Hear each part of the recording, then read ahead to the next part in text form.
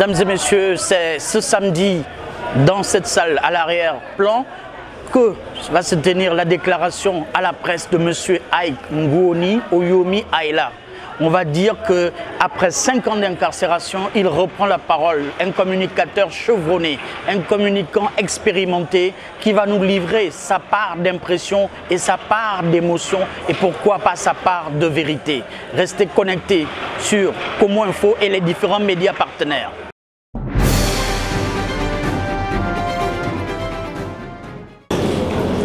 Libre, enfin, après près de 5 ans d'injustice dans des conditions d'incarcération que je ne souhaite à personne et de lutte pour le rétablissement de la vérité, j'ai ce mercredi 3 avril recouvré la liberté. C'est un soulagement pour moi, mais surtout pour ma famille, en particulier mes enfants. Cette libération intervient quelques jours seulement après les célébrations de Pâques. Je rends grâce à l'Éternel, le Dieu Tout-Puissant. Dans les ténèbres, sa lumière n'a jamais cessé de me guider. Ma foi, à aucun moment, n'a été ébranlée. Je tiens à remercier très sincèrement Son Excellence, Monsieur le Président de la Transition, le général de brigade Brice Clotaire Oligui Nguema, qui m'a accordé sa grâce et permis ma libération. Cet acte courageux est le signe que le Gabon change pour le meilleur.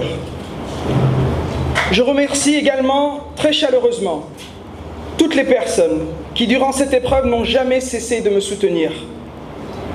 Ma famille, mes amis et toutes celles et ceux qui, ouvertement ou plus discrètement, connaissance ou anonymes, se sont mobilisés pour permettre ma libération.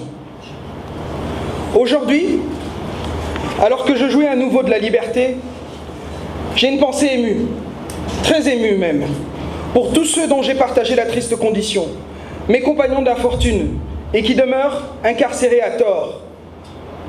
Je leur exprime mon entier soutien. J'ai hâte de les voir libérés à leur tour. Leur place n'est pas en prison.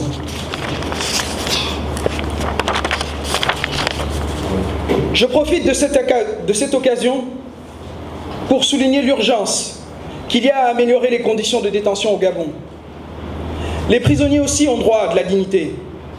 C'est une absolue nécessité. Tout comme il est nécessaire et urgent de mettre en œuvre une politique de réinsertion efficace, en particulier pour nos jeunes. Ou encore d'améliorer les conditions d'exercice des agents de la sécurité pénitentiaire. La bonne volonté et le système D ne suffisent pas toujours. Il faut des moyens et un cadre adapté. Durant mon procès, dont les motivations, ce n'est un secret pour personne, étaient de nature purement politique, je n'ai jamais cessé de clamer mon innocence. Jamais la moindre preuve, jamais le moindre témoignage n'ont été apportés à l'appui des accusations infondées portées contre moi. Aujourd'hui, j'ai de nouveau confiance en l'avenir de mon pays.